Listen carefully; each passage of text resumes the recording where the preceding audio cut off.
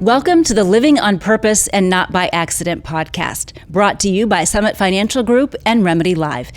I'm your host, Heather Herron, and thank you so much for being here with us today when our guest is Dr. Kristal Walker. Thank you for joining us. Absolutely. Thanks for having me. You are the Vice President of Wellbeing at Sweetwater. Yes. And you have a really long track history in leadership and training. Yes. Of people, processes, organizations. That's right. Tell me, just first right out of the gate, what does living on purpose mean to you? Well, first of all, that's a very loaded question, because I think if you were to ask people how they define purpose, you'd probably get a varied set of definitions. For me, I think throughout my life's journey, I've discovered that purpose is something that creates a sense of supreme fulfillment. But it is not just for the person operating in purpose, it's also for the beneficiaries. So for me, I've learned that I'm operating in purpose when I have a sense of achievement, but I've also learned achievement without fulfillment can also be empty. Right? You can accomplish your goals, you can accomplish your level of achievement and get there and realize, oh, this is not what I thought it was going to be, right? But when you can accomplish that sense of fulfillment and achievement, to me, that's the thing that tends to tip the wheel a little bit, or at least balance the scale. And then when others benefit from that, in my opinion, that's when I know I'm operating in purpose. Because it's with the servant's heart. That's right. That's exactly right. And so does that come in naturally to you, or do you have to be intentional about living on purpose? I think you absolutely have to be intentional. And I was thinking about, just this entire podcast and the guests that have been privileged to be able to share their experiences. And I think for me, I've learned that you absolutely have to be intentional about it. I don't think it's anything that just happens. I think some people operate in purpose not knowing necessarily. But I think when you are intentional about your movements, your plans, having clarity of vision of what you want in life, knowing the opportunities to take advantage of, the relationships that you should be involved with, the type of experiences and exposure that you need, that's where the intention comes around or comes into play, at least for me.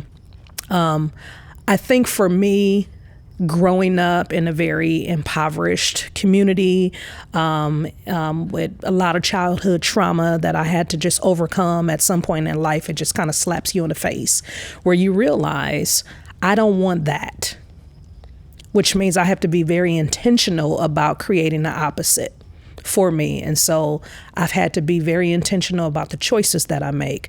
I'm a person who tends to live by vision. And for me, vision creates boundaries, because if I have a vision to get from point A to point Z, then I have to be mindful of the potential detours that can take me off track. So for me, that's where the intentionality comes into play. Okay.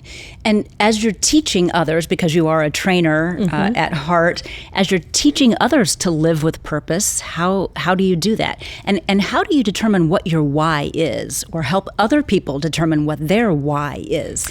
Yeah, I think for me, it's always been when I'm training, I'm talking to others, regardless of it's a small crowd of a dozen individuals, 5 individuals, to a large crowd of multiple hundreds. For me, it is about starting again back to, what do I want? What are we trying to accomplish? What does success look like for whatever sphere we find ourselves operating in? So I think it starts with the vision, right? Becoming crystal clear on what you want. And so I have a vision that I want to be accessible, but I don't want to be overwhelmed by doing and serving in the roles that I have the privilege to be able to operate in. And so if I have a vision of what I want, I've spent time, and sometimes it's what I like to call a clarity journey, but this is something that tends to take time, where you're asking yourself, what do I want? What do I not want? What do I like? What don't I like? Right? That's not something you can do overnight. Right? That's not something that you can probably do in a workshop.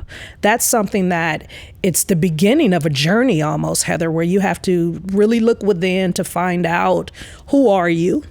Right? Why were you created? Who are the people that have been placed within your realm of influence? and why, right? And so for me, once I become crystal clear on what I want, the next big step for me, and the next big step that I tend to teach others, is what's the reason why?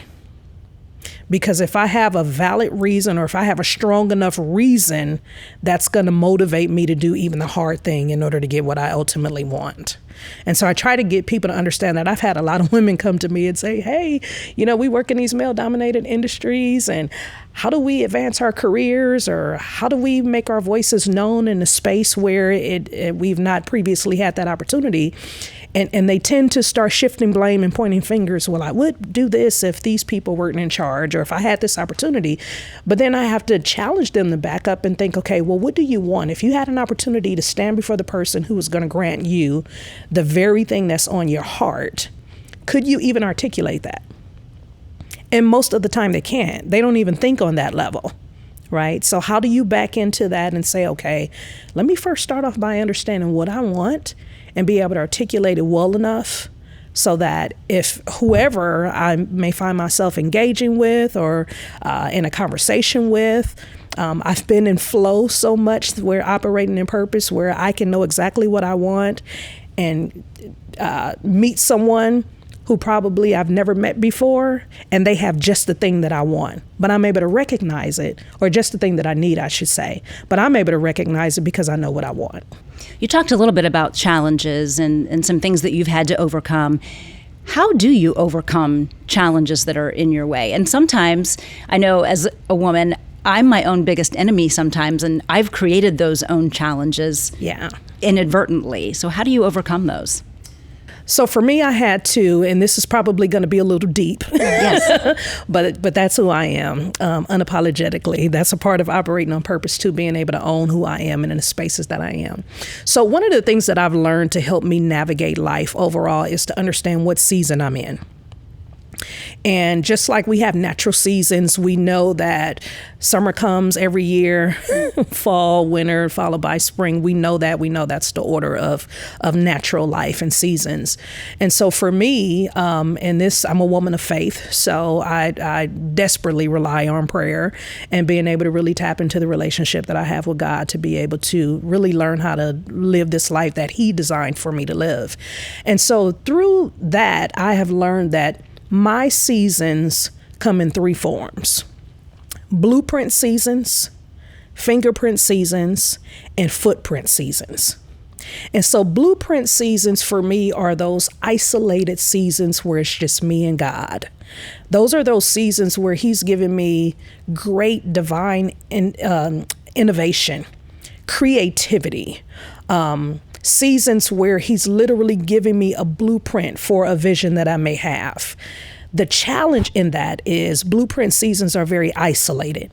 In fact, no one is typically welcomed in that space. And so that's a season where I have had to learn to recognize when He was cutting people out of my life or moving people out of my life, or times when I have outgrown a particular circle, or there's no longer grace for a space that I've been occupying in. And I've learned to be totally okay with that, embrace that, because that's a season where He's downloading whatever my next is. The fingerprint season is a little bit different, where there's still a level of isolation, but this is the season in my life where now I get to build whatever it is that He was giving me in the blueprint season. And so this is a season where very few people are permitted in my life. These are people that are typically ordained by Him to help me build whatever He had given me in the blueprint season. And it could be something as simple as hosting a women's conference, to building out new curriculum, to whatever. It shows up in various ways in my life, from a family perspective, personal, professional, and whatever that blueprint looks like. But these are people who are intentionally supposed to be in my life to help me build this blueprint. These people fear and reverence God too much for any kind of foul play. So it's not a sense of where I have to be guarded around these individuals. These individuals know that, hey, this is a God thing, and Kristal is the vessel that God is using to build this thing, and we are assigned to help. The challenge with that is they're not always assigned to you. They're assigned for that particular season and for what it is that you're doing. So you have to be okay, even if he says, okay, that season is up, time to move on. And then finally, there's the footprint season for me, where this is the season that everything that I've been working on in the blueprint season and the fingerprint season is now available for the world to see and for God to get his greatest glory. So this literally is the season where legacy is created. This is the season where everything that he's been doing in private with me, with the people who he's had in my circle, is now on public display for the world to be able to take advantage of. And that is kind of where I go back to at the beginning of our conversation with, when you operate in purpose because people are benefiting from whatever it is that you were doing. And so understanding the seasons of my life has been a way to really understand how to navigate certain challenges. When I see certain things, I'm feeling like people are either leaving me or exiting my life, either by choice or involuntarily, I must be finding myself in a blueprint season. God, what do you need to download in me now that can only come into this earth through me? And so the seasons are constantly changing, Mm-hmm. and depending on what the circumstances are in your life. Yeah.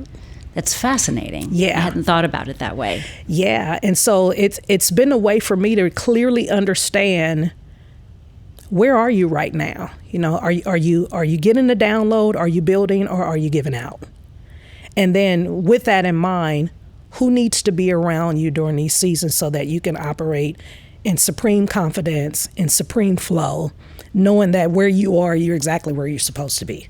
As we wrap up, I want to talk about legacy. You mentioned legacy. You mentioned about how living on purpose for you is very much a product of serving others. So what do you hope at some point your legacy is? This may sound very cliche-ish because I've heard a lot of motivational speakers say it, but I think it's absolutely true. I want to die empty. And I want to leave this earth knowing that I have given out everything that I was designed and put on earth to do. And so whether it is through my own children, my own seed, through people who are connected to me near and far, I want them to be able to say, I was able to get this piece of information, or I was able to navigate this part of my life, whether it was something, a part of their life that was very fun and positive, or it was a season of their life where they were really, really challenged. I want them to be able to say, gosh, man, if it wasn't for that piece of advice, or if it wasn't for that thing that I got from Kristal, I don't know that I would have been able to navigate this. Not that I'm anybody, but I do want everything that I do to have that level of an impact where it can be life-changing for someone. So again, whether it's a course that I'm building, whether it's some of the work that I'm doing at Sweetwater as we look into employee well-being and helping people navigate life's challenges as they're trying to bring their best selves to work. I believe you can't be your best self until you can be your whole self. So any way that I can attribute to someone's whole self or them becoming whole, for me, that's legacy. And I think I can do that while I'm living and breathing. And I think that can happen when I'm long gone. It's so great talking to you, as always. Thank you, Dr. Thank you. Kristal Walker. We appreciate it. Absolutely. Thank you. And thank you for watching.